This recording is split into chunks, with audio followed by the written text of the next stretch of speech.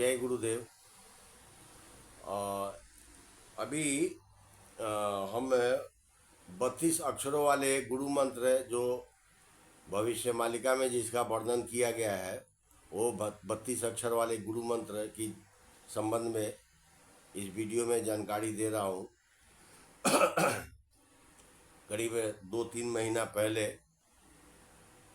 कई लोगों ने ये 32 अक्षर वाले गुरु मंत्र के संबंध में प्रश्न भी भेजे थे, इसका डिमांड भी किया था। इसलिए ये गुरु मंत्र के संबंध में जानकारी दी जा रही है। 32 अक्षरों के गुरु मंत्र। इस परम गुरु मंत्र को जपने वाले को कुछ जरूरी बातों का ध्यान रखना बहुत जरूरी है। यह परम गुप्त मंत्र अभी से पहले किसी ने भी प्रकाशित नहीं किया है।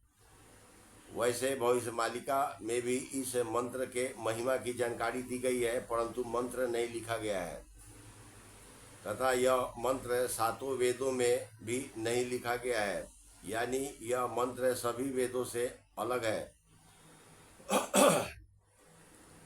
इस मंत्र की रचनाकार है स्वयं प्रभु कल्की देव है, जो अपने पूजनीय श्री गुरुदेव बाबा महाकाल के आज्ञा से इस मंत्र का निर्माण विशेष रूप से इस संगम काल में लोगों को सुरक्षित जीवन व मुक्ति के लिए किए हैं।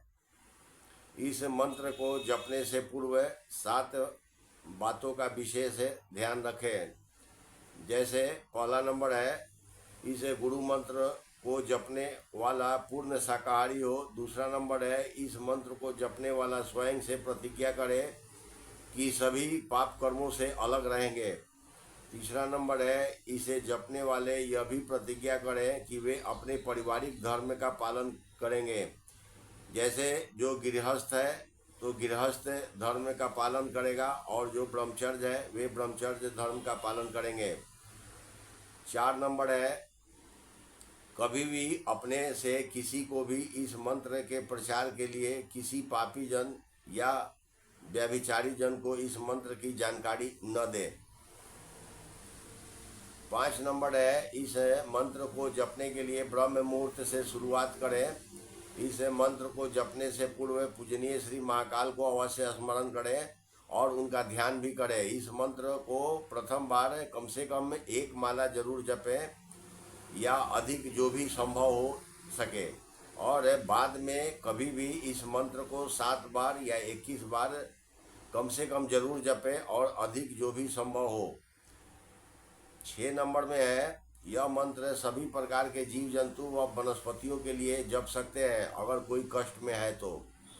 7 नंबर है, इस मंत्र को जब भी जपे, जब ह्रीं फट स्वाहा जपे तो अरण्यास जरूर पूरा करें। जैसे दोनों हाथ के पंजों को उल्टा करके ताली बजाए, और इस मंत्र के संदर्भ में मंत्र के बाद मंत्र के अर्थ भी बताए गए हैं ताकि लोगों को सहज समझ आ सके। विशेष बात है, यह परम गुप्त मंत्र है और इस प्रलय काल के लिए बहुत विशेष है, ताकि प्रलय काल के प्रभाव से अपने व अपने परिवार को बचाएं और सबका कल्याण हो। मंत्र हम यहाँ बोल करके नहीं बता सकते हैं, इसे कम्युनिटी पोस्ट में लिख करके डाल देंगे। इस मंत्र का अर्थ है वयोहम, जो सभी माया या कष्टों से रक्षा करे। त्रिंग, जो स्वयं त्रिगुणातीत या त्रिभुवन या सुंदर त्रिदेव के गुणों से युक्त हो।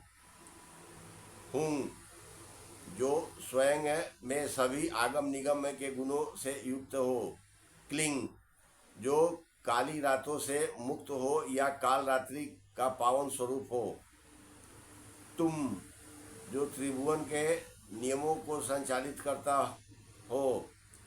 शुम, जो सभ्य या संभ्रांत या सबल या संबल निवासी हो या सतयुगी हो। लंग, जो अपार धन समूहों का स्वामी हो। छंग, जो सभी छंदों या कविताओं में मूल हो। ह्रीं फट स्वाहा, जिसके स्मरण से सभी पाप या विकार नष्ट होता हो। लंग, जो लघुत्तम में भी लघु हो या जो सर्वोत्तम में भी सर्वोत्तम हो। छंग, जो तेज पुंजों का स्वामी हो। तंग, जो साहसी हो। त्रंग, जो स्वयं त्रिदेव के समान हो। जो माथे के केशों से सुशोभित हो। कंग, जो कभी भी कसैला या विषैला न हो। संग, जो सदा सर्वदा मधुर हो या आवश्यकता अनुसार कसैला या विषैला हो। विशेष बात है, इस मंत्र को जपने के लिए अरण्यास जरूरी है। इस मंत्र के मुख्य 3 अरण्यास है और तीनों अरण्यास में से कोई एक या तीनों को करे। तीनों अरण्यास के अलग अलग लाभ हैं। तीनों अरण्यास के अलग अलग दिशा में मुंह कर के मंत्र जपने के नियम भी हैं और तीनों अरण्यास के साथ मंत्र को जपने के लिए कम से कम एक रुद्राक्ष आपके गले में होना अनिवार्य है। चाहे वो रुद्राक्ष कई मुखी भी हो या आकार में छोटा बड़ा हो, इससे कोई फर्क नहीं पड़ता है। मंत्र को अरण्यास के साथ जपने के नियम इस प्रकार है। पहला, ब्रह्म मुहूर्त में ईशान कोण,